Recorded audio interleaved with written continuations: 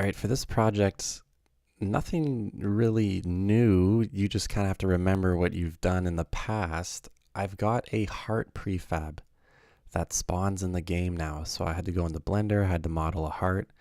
That's fun. Like to see your approach for that. And I've got the heart spawning in some random locations.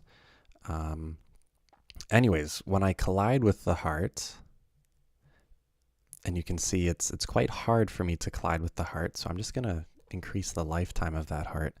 Bear with me, I'll explain things in 20 seconds here.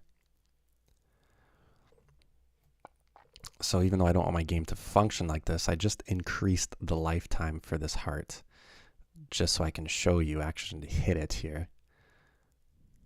I have to wait for it to spawn. So when I hit the heart, I gain a life. Now I was going to make you do the heart on your own, the actual visual in your UI, but I'll show you that in the next video once you get this thing going. So do update the text for sure. Do actually increase the lives. We'll just worry about the graphic later. So not much to do. You do have to model a heart. Like I said, think about how you're going to go about that. Doesn't need to be perfect, but it should look like a heart. You're going to export it, do all that stuff that, you should be coming well adversed with. You're going to make a heart prefab, right? So you're going to have that empty game object with the heart model and box collider with trigger, obviously. It's really just the same setup as your bamboo and your bee. And I just copied my enemy spawner, literally copied it. I made a heart spawner. Oops, sorry. Here's the enemy spawner. I copied it. I made a new script called heart spawner script, but it's literally the exact same script. So you can just kind of copy that. And your heart needs a script too. Now the heart script is very easy. I'm not going to show you it because all the heart script does is it makes it despawn. And we just talked about despawning, or we talked about destroying something after an interval, right? So you should only have one variable, the lifetime.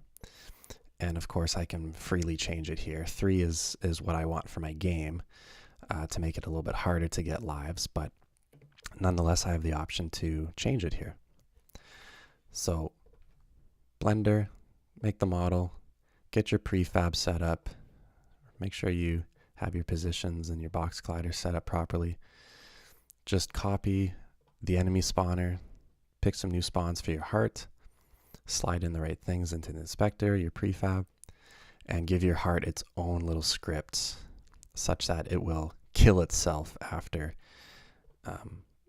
some type of interval defined by the lifetime. So, and then I'll show you how to update the UI, because I thought that the code was a little bit complicated, so we can do that one together. But you should be just fine getting your game set up such that you can go and fetch hearts, or lives, I should say. I do want you to do hearts just for the modeling purpose in Blender. I want to see how you tackle that, but yeah, good luck with that.